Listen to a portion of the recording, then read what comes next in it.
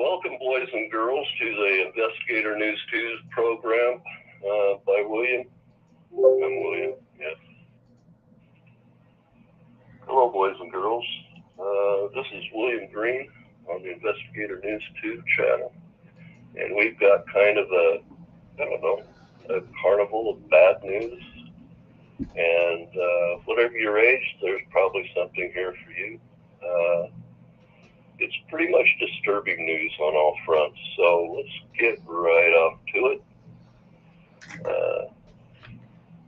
Our first little story is, turns out we have Ukraine using some North Korean missiles. Does that mean they're purchasing them with U.S. aid, or are they captured from Russia? That's a question. We don't have any answers yet, but put that out there in the air so you have it for later. It'll probably turn up by Wednesday. We have a single building in Moscow that was hit by a single drone attack from Ukraine. Some damage on one floor of a high-rise building. Mr. Putin's not particularly pleased. There's more to talk about that a little later on. I've looked in to see about whether we have United States F-4 Phantom II air superiority fighter aircraft being piled up on the Ukrainian border.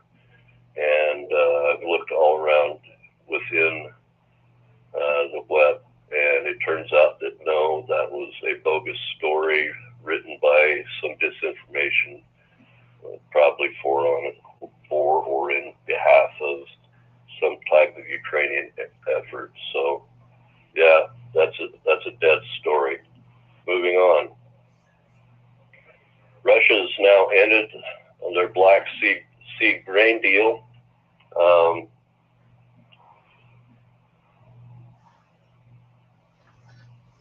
They state the reason was that grain ships coming into port into Ukraine were hauling arms in their holds before they got grain and moved back out to sea. So, we've seen this in the past. We saw it in World War II. We had luxury liners full of troops that had arms in the holds that were sunk. So we've seen it in the past. We're probably going to see it in the future. So that's very plausible. Whether it's absolute truth or not, we're not going to know for a while, but it fits the bill. Moving on. William, hold on a sec. Yeah. Mentioning that, now we have, you said we've seen it in World War II. Now, sure. And we don't hear about this kind of behind the scenes. We usually don't hear it till after the wars. And then we have, witnesses that come out and talk about it, right? Right. So there's always been arms smuggling, especially during time of war between allies. And rather than have those weapon shipments sunk on military vessels, what they'll do is they'll put it in the holds of other vessels and pretend that they're just international freight. And so, that happened when we were sending stuff to Great Britain during World War II. We've had the Japanese do it out of Philippines, Malaysia during World War II. It's just a natural process. And if, it's really difficult to move large shipments by rail, especially when you have to move it through multiple ports.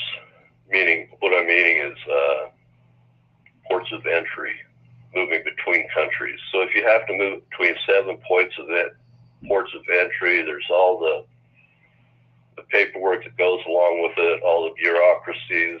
It's a major pain to move anything in and out of a war-torn it's just easier to bring it in by sea.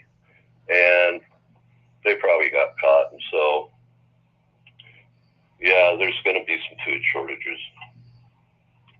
Is that what you needed to understand it, Ellie? Yeah.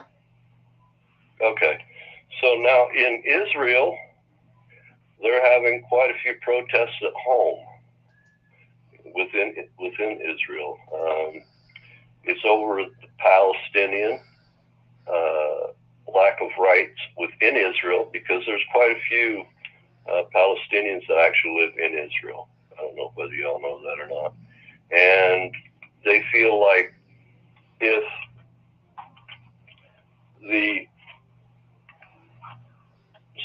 Supreme Court of Israel can't act on their behalf, then the Israeli courts may not see that their rights are being cared for.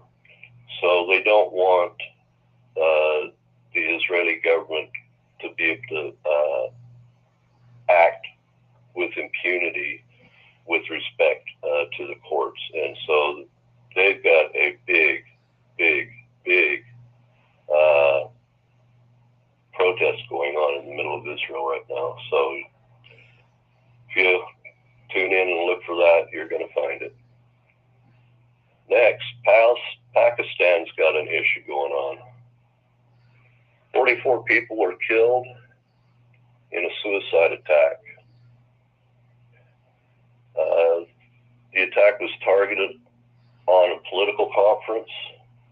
Hundreds were injured, and so many of them are in serious condition in Pakistani hospitals, so that Pakistan is called for blood donations.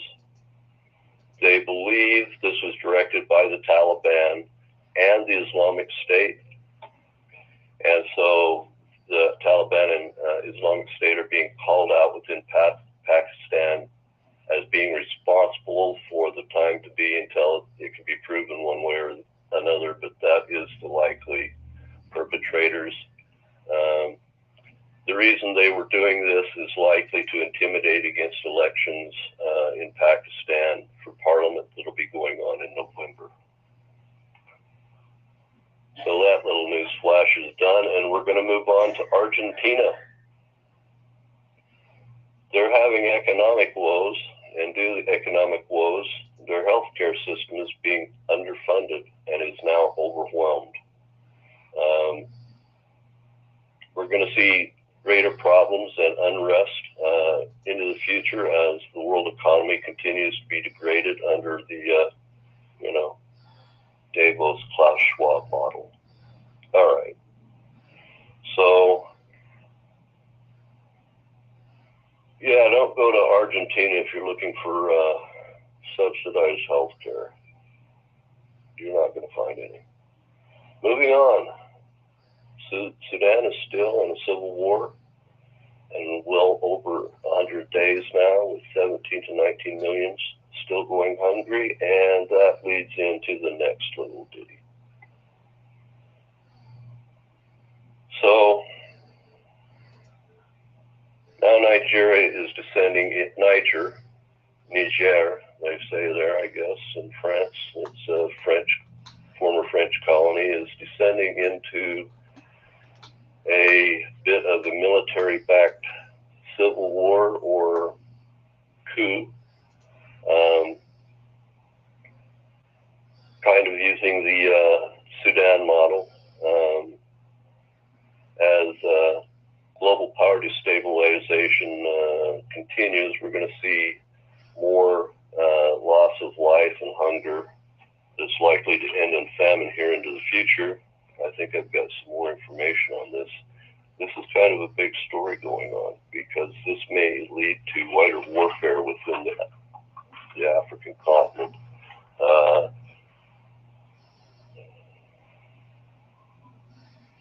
And next, in Niger, the coup supporters have attacked the French embassy.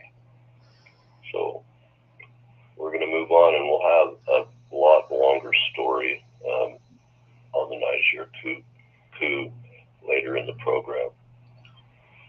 Lebanon Central Bank, head of the central bank, had to step down the other day, and he is now a wanted man. We're going to see this type of thing happen all over the world. Good thing for the bankers if they want to be hunted and, imprisoned. Thanks for their little signings with Davos. Moving on to the other side of, the Middle East and towards past India and into Bangladesh.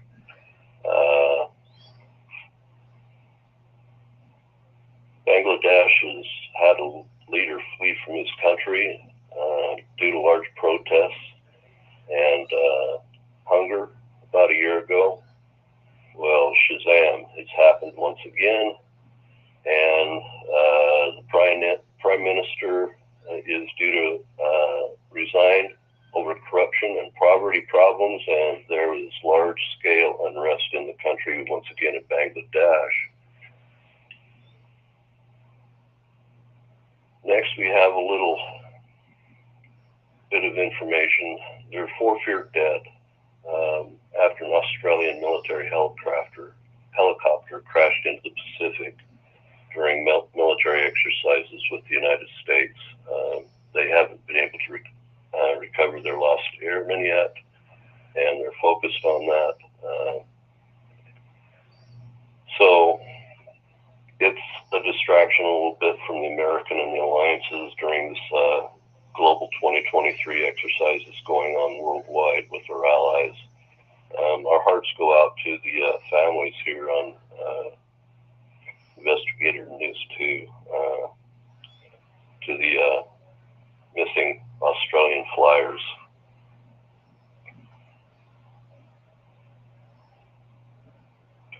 Now, we have some new information that Australia is going to be contracted to build some of the U.S. missiles that have been depleted from our national stockpile. And that's because, in the United States, we don't have people that can manufacture them here. Well, really what it is they just don't want to manufacture them here because they'd rather manufacture them offshore, send the tax money offshore to a foreign country. So the foreign country has, the wages from the manufacturing of the missiles rather than here at home. Just another little blast of nastiness from, our friends in D.C. Now, in East India, as opposed to Western Pakistan, they're having some ethnic violence that's blowing up in the state of Manipur in India. And it's between Christians and Islamic groups, and they're watching to see if the Indian military steps in and quells the unrest. Now, this is on the eastern border towards Bangladesh and near the Chinese border, so this is no good to be happening. And the tensions are as great as they were in the 1990s when there was a lot of bloodshed in that area. So let's pray for those folks over there to not start offing each other over religion. Now, in Newark, New Jersey, it appears that there's a heat wave, and it's a special heat wave there, and it's been denounced because, well, why should New Jersey have a heat wave? I mean, it's summer, and so Chris Christie can, as far as I'm concerned, turn up the heat or lose some weight, and I'm just going to call this one that turned out in the news BS, or, true BS. We're all getting hot, kids. It's not just New Jersey. We can move on. So we've got a car carrier off from the Dutch coast that is burning. uncontrollably and is adrift. Turns out they were moving automobiles, and that's good for stopping the transfer of petroleum-eating automobiles. You just ship them with those nice, fine battery-containing automobiles that burst into flames and sink the ship before it gets to your home port. So that the ship's called the Free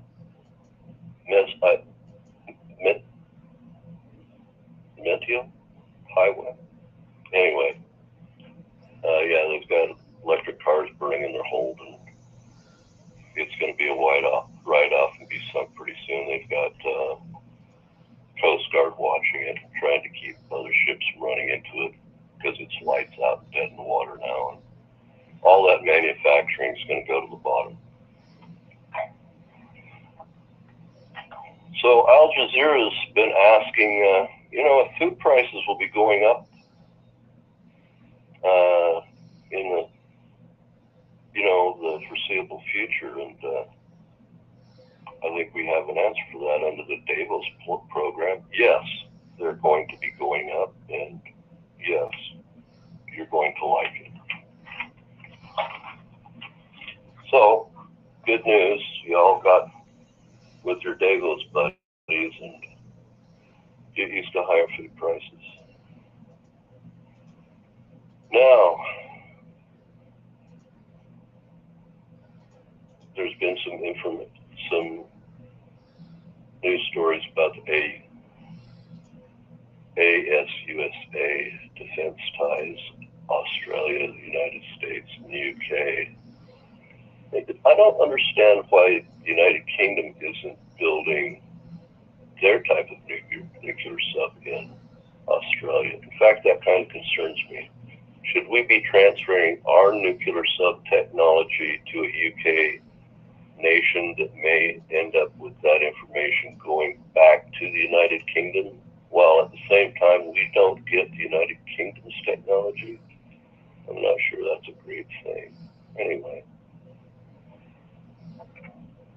we've known about this for a while. China's not too pleased about it. I'm just going to call this little news flash that came up that I saw another BS story in the news to keep us busy and redirected. Speaking of redirected, let's talk about the little green men, shall we? So it turns out that individuals in Congress are concerned that we may have recovered biological entities and technology, and that's new information, right? Seeing as we gathered biological material and a saucer in 1947 at Roswell from the 509th Air Wing there. And that was just 75 years ago. Everybody knows this. So why is this all coming up now? So after 75 years, they haven't shown us the little green men. They haven't showed us the saucers. Now, of course, we probably back engineered the technology and maybe even back engineered some of the little Ebens, they call those green men. And why is this all coming up now? Well, let's look. We know that Democrats have a little bit of an image problem going on right now with, the Biden Hunter debacle. And Republicans have been running their mouths 24/7 about those types of things, and they're running out of words. And they're going to have to head towards actions instead of words. And what better than to throw up a little bit of green men to tamp down on having to do anything into the future. And of course, the economy is in shambles. We know about that. We have a little bit of a border issue. We know about that. And if I run out of time a little bit, we might talk about the border. That's probably the biggest bad news, but we'll hold off on that for now. Beechcraft, one of our fine aircraft manufacturers here in the United States, a subsidiary of Textron Industries. Textron gave us all the heavy construction equipment we used to build the launch pad for the Saturn V back in the 60s. Of course, they've moved steadily forward and gained more assets over time, and they acquired both Cessna aircraft and Beechcraft aircraft companies. And they, a year ago, released a brand new aircraft. Now, I talked last time about they brought out this aircraft, and so I've got a little more information on it now. So the airplane that came out is called, where did I put the call? It's the Denali by Beechcraft. It's a 10-place, single-prop turbo aircraft. What's a little different about this turboprop aircraft is it's got the new GE Catalyst engine. Now, you've heard about the GE Catalyst engines that are the most fuel efficient, that have derivations that go all the way up into the jetliners. And so this little turboprop is not turning out 600 or 900 horsepower. It's turning out 1,300 shaft horsepower into this little 10-place pressurized aircraft. It its first demonstrator flew a year ago, and it is now ready for orders. And it's taking on, it was designed to take on the Australian made PC Pilatus PC-12. Now they went to a new clean sheet when they did the design of this, and it's they believe it's going to be a class leading, both in style on the inside, the outside, as well as in the avionics panel.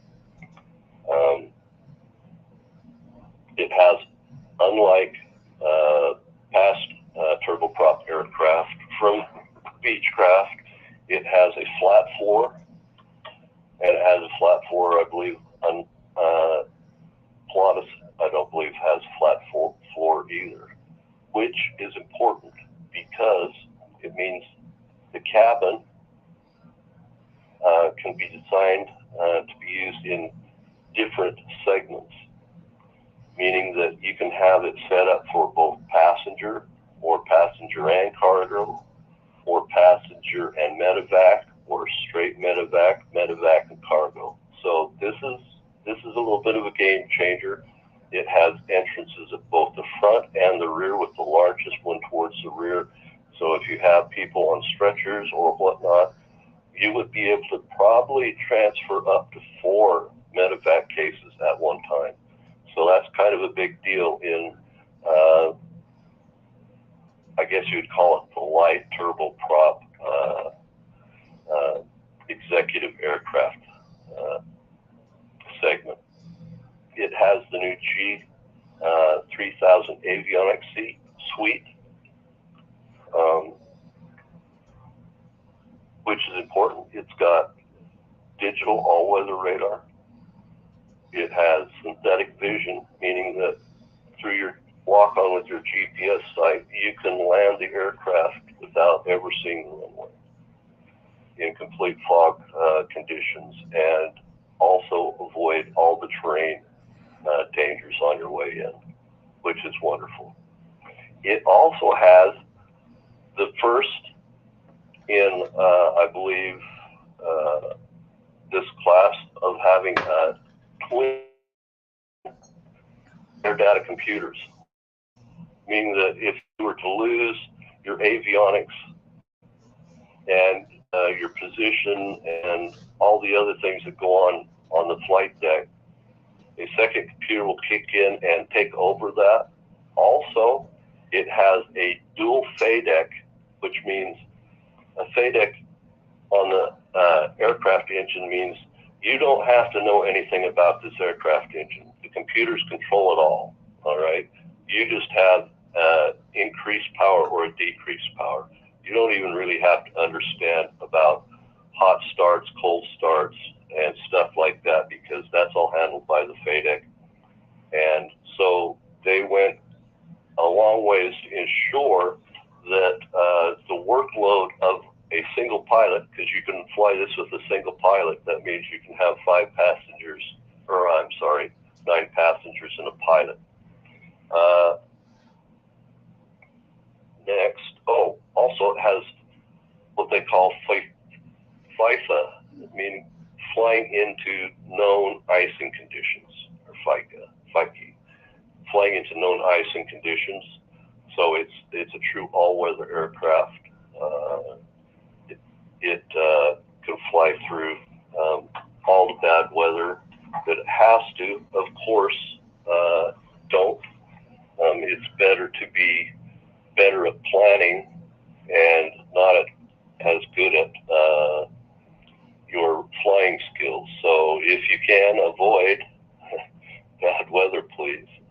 But if you are thrown into a situation you can't avoid, say in a medevac situation, you don't have to worry about those icing conditions. Now, this is important that they went to a clean sheet design, because this is the first clean sheet designed aircraft by Beechcraft in the last 30 years. There's been a lot of developments in the last 30 years. It's all metal aircraft, all right? Because of the new GE engines, it has a 15 to 30% reduced fuel burn. It flies at up to 285 knots and up to 31,000 feet at a average fuel burn of 60 gallons per hour, which is really astonishing, actually, if you know anything about turboprop aircraft. And it has a 1,600 nautical mile range. And its minimum takeoff or maximum takeoff distance at max gross is 20,000 or 2,090 feet, which means it can get in and out of almost every local airport in the United States. Doesn't mean you can get into the more private airports or the airports that just have a shop there where they take care of like food and things like that, and they might have 1 or 2 different types of fuels available, more of a private type aircraft. But for sure the county aircrafts in the larger city airport, or the county airports in the city, larger city airports, are going to easily be able to take these airplanes in and out. And so, yeah, it's a big step forward. This just came out at the air show in Wisconsin we just had. It's the largest air show in the world at Oshkosh, and yeah, it's a big deal. Now, we had some people's lives lost the other day at Oshkosh. We'll talk about those more on Wednesday. Back to our little drone attack. So, according to Redacted, Putin's warning of a nuclear response as NATO readies forces. are the reasons why, according to them. Zelensky has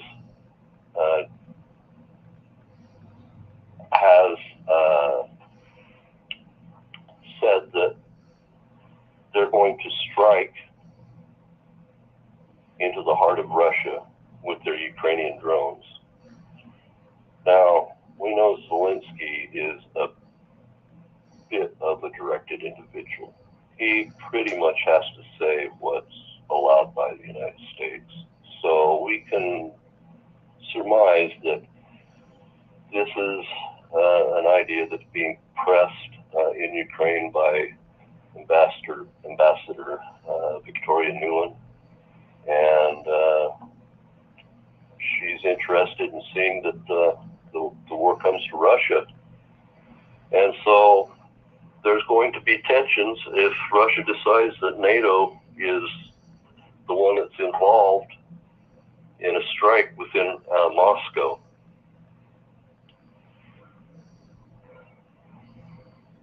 So could this, according to Redacted, push Russia towards the brink of nuclear war? And is that what's wanted? Well, I'm just going to throw that up for y'all. You could be the judge. I don't think Russia's foolish enough to toss a nuke, but things will be heated. And this certainly puts the information out onto the page. Now we have a little bit of problem happening with Russia in Africa. There was an Africa-Russia summit in Eritrea, and this is a Putin versus the West issue as far as the Russians are concerned. They're going to consider this battlefield West Africa. So now we're seeing a possible spillover of the Ukrainian war into another continent. So let's look a little bit at this West African country of Niger. Uh-oh. Can't flip the page again. I've got to lick my fingers. Here we go. I got it. So the leader, Mohammed Bassoud, was the president, and his presidential guard put him under arrest, and the military declared that they were under control of this former French colony of Niger, who's been independent for quite some time. And also during this time, the French embassy in Niger has been attacked by really civilians that are disgruntled with what's happening in Niger, and of course they blame it all on the French because, well, it's had to be the French. So, you know, if you're unwilling to take responsibility for your own nation, then you got to blame it on somebody. So why not? They were there before, right? But there's a little problem in Africa. There's a consortium of nations. We'll talk a little bit about those consortium in a bit. But they're saying that if in the next week to 15 days, President Massoud is not reinstated as the president of Niger, Republic of Niger, they may involve Niger in a African internal war. And of course, Niger being once a French colony, and thinking that, France is to blame for all their problems, even though really for the last 20 years they've had an increasingly decreasing effect in Niger. We saw in the last couple of days Russian flags being flown and chanting in the country, in the in the capital, saying "Long live Putin." Putin's called for restraint on all sides, and the Russian state says it's against the coup. However, Wagner has supported coups in neighboring countries next to Niger. So Wagner is supporting the coup while Russia is denouncing the coup. So it makes us wonder. Now, next to Nigeria, you've got Mali and Burkina Faso, and this is a story that's played out over and over, okay? And usually with the help of the Wagner Russian mercenary group. Now, President Bazoum, I call him Bazoum, it's Bazoum.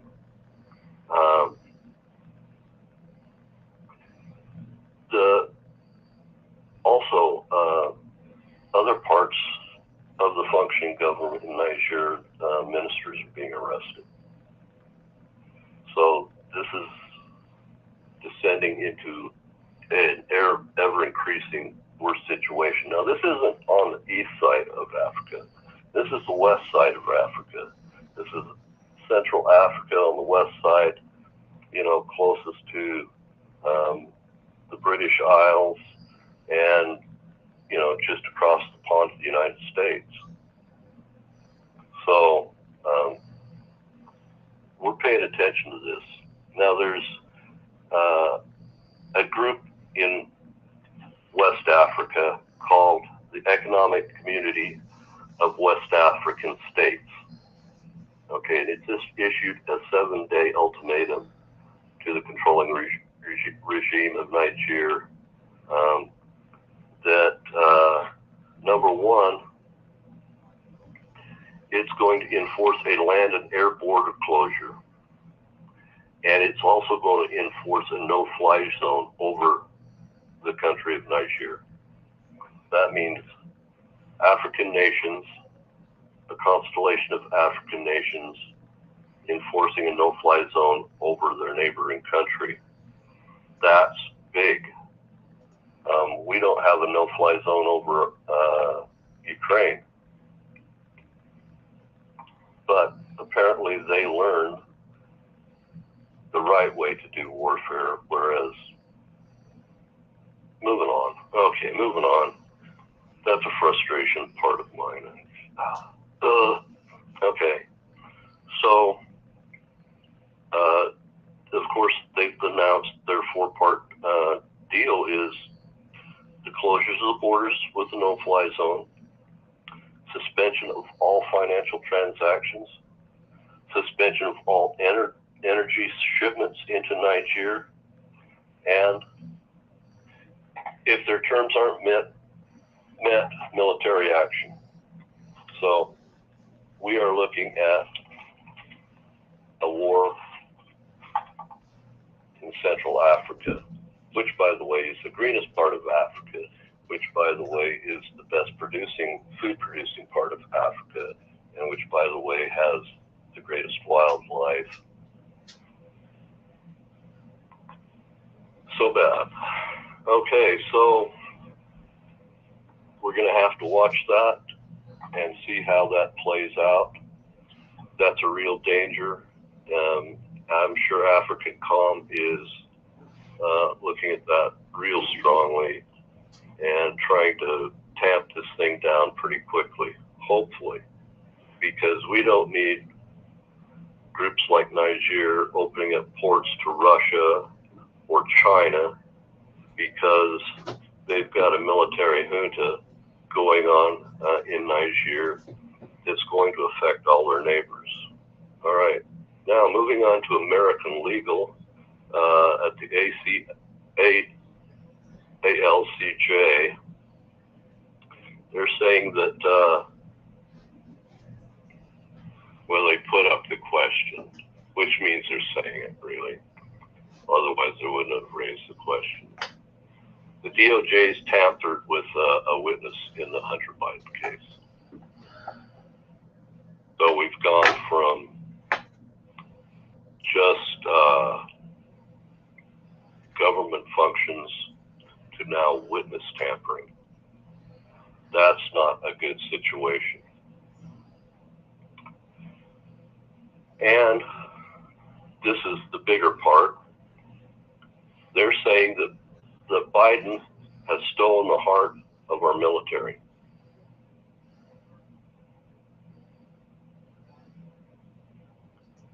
President Biden and the Democratic Party has stolen the heart of our military.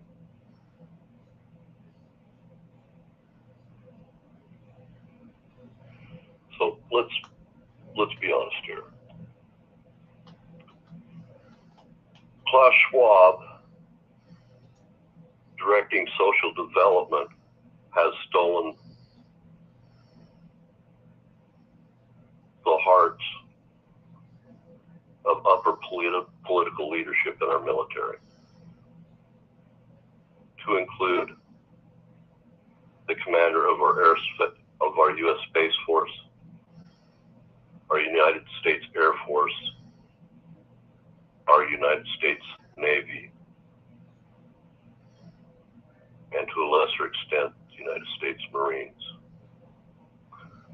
So I'm guessing in the next cycle of, we'll call it popular determination, that happens in November, right? We can't say the word. So the popular determination that happens in November, so that the civilian population of our country chooses our new leadership. Hopefully these persons will be removed.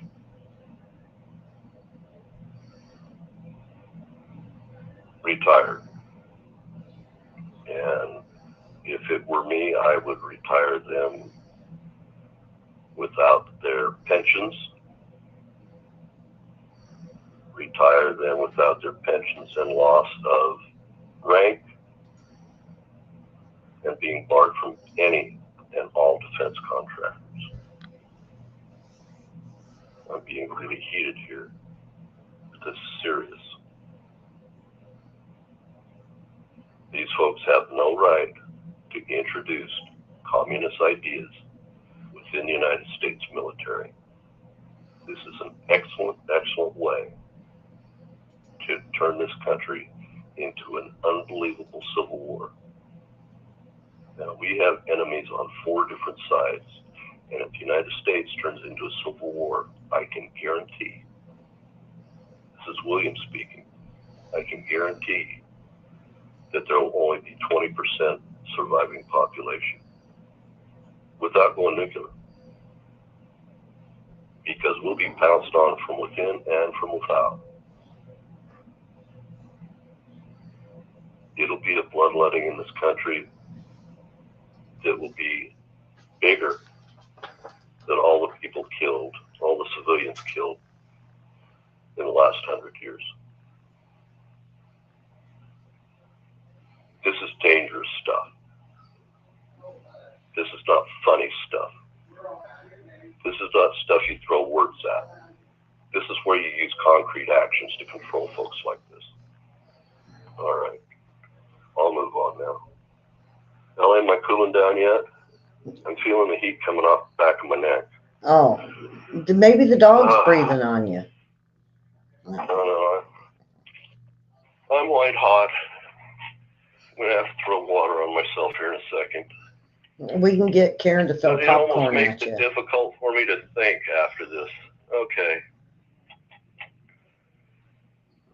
At Real America's Voice News Network, Terry Schillings saying that the Republican Party is now run by sellouts to the GOP,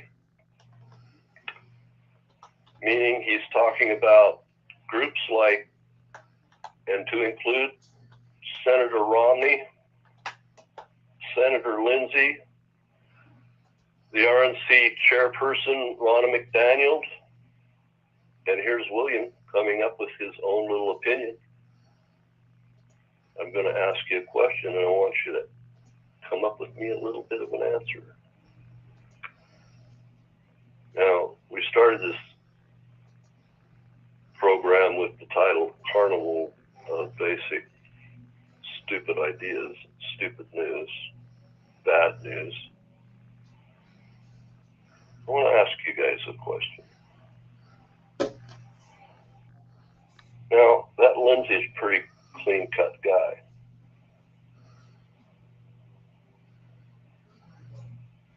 And we know Romney and Ronna McDaniels are Mormons.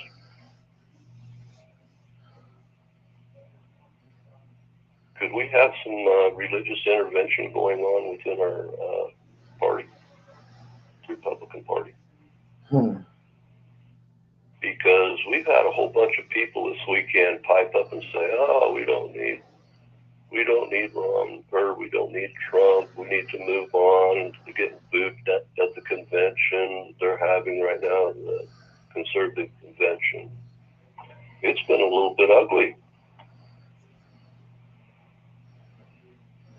Who's holding on to this globalist vision?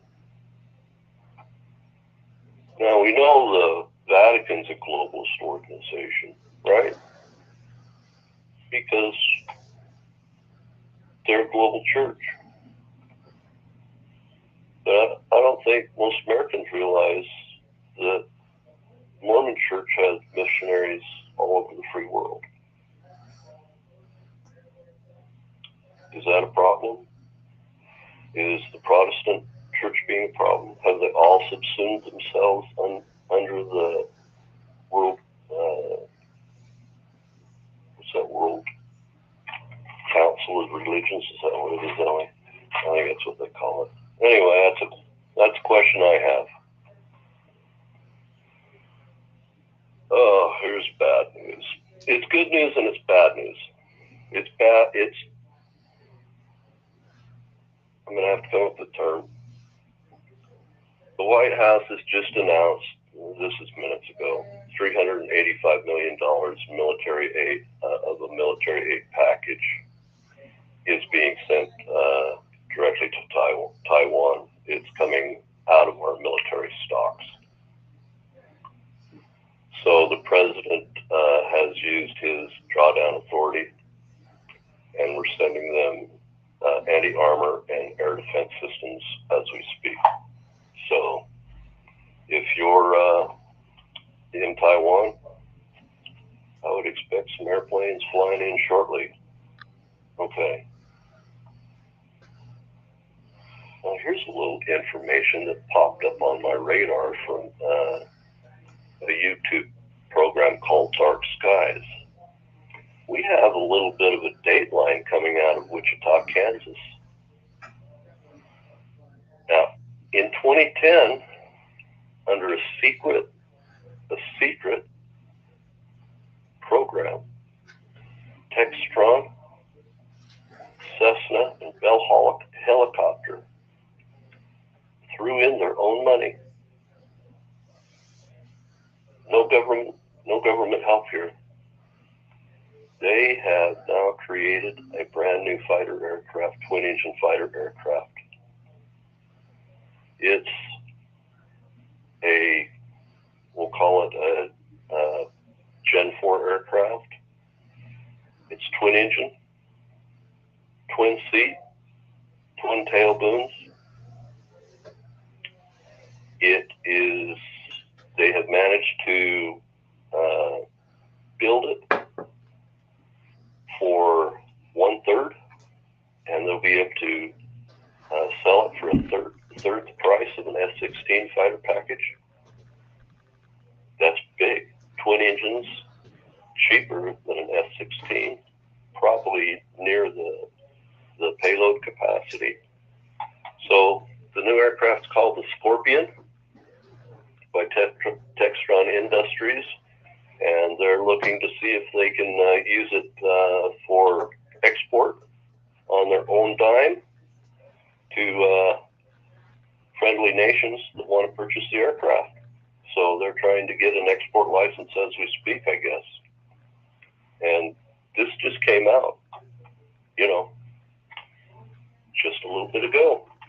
So I have a song of the day to kind of go with our theme. So there's this gal, and her name's Sophie Lloyd, and she graduated from the City University of London. Some people call it City College of London, but it's really a university, City University of London. She is a prodigy. She's really good at blues, jazz, classical, and metal fusion. Now, she showed up at the big music conference that happens once a year in the United States, where all the guitar manufacturers and everybody's there. And Alice Cooper, we all know Alice Cooper, School's Out, right? Pulled her into a room and gave her a little bit of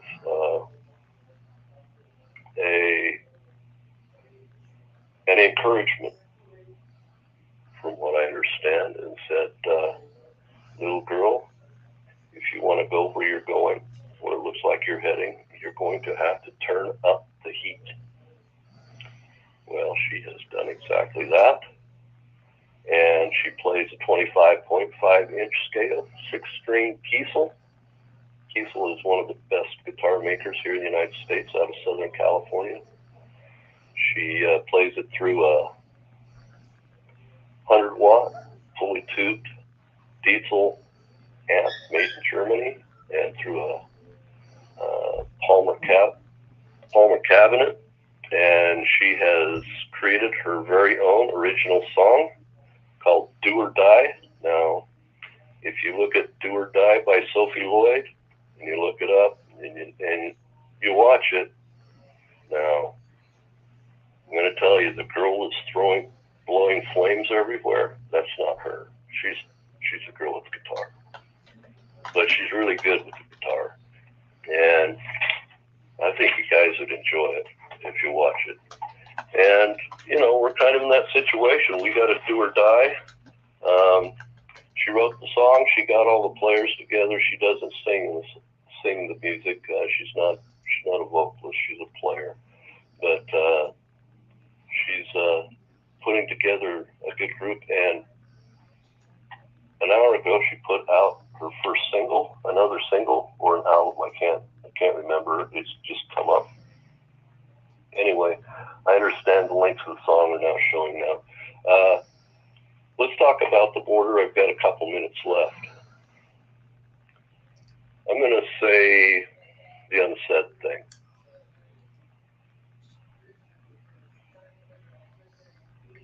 We have no operational control. We have 40 million individuals within the United States who are not citizens, probably 25 million of them without any sort of visa, and the vast majority of them without any papers whatsoever. Now, why does this matter? Here's why it matters. We have an economy in free fall. Not free fall, but free fall, right? We're 340 million people in the United States without illegal aliens. So let's just say for every 360 people in the United States, we now have 4 people that are here illegally or have overstayed their visa. Of these people, okay, they're getting social service help. They're getting medical help. And they're taking jobs from American citizens. What does this mean? This means now they have jobs and services. And what else are they doing, Ellie? They're copying American taxpayers so that they can get additional services, and they're shipping those monies back home. The largest part now of the Mexican government is remittances. That means money from the United States being sent back home to families in Mexico. That's the greatest part of the Mexican economy. We have 40 million people sending remittances all over the world, often to places that we consider our enemy. What might be our enemy? Venezuela? Colombia?